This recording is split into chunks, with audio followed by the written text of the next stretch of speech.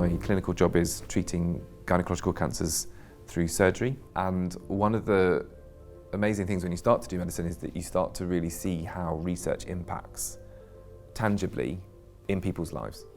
So the starter grant for clinical lecturers was a really pivotal moment in my career. It was my first point of independent funding that I had personally applied for. So my work seeks to provide a safe surveillance method for women with Lynch syndrome, which is a condition that puts them at a high risk of womb cancer.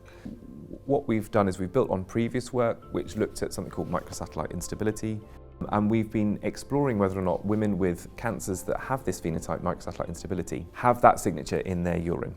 And we're really excited about the results actually. It really wouldn't be possible, I don't think, to put forward a strong fellowship application without the Academy's grant and without the data that that grant has provided.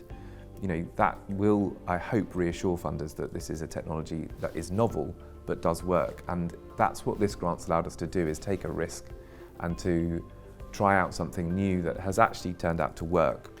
So the Academy Starter Grant doesn't just impact on your academic professional life, but it's also been really fundamental in my clinical development as well.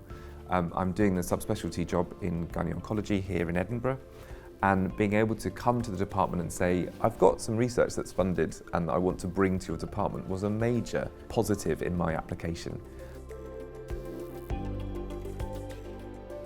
So the Academy Starter Grant has been really beneficial in another way, which is I've been invited to sit on the boards of European and national academic and professional groups. So the European Hereditary Tumour Group, which is a research body and clinical body looking after people with high risk of cancer.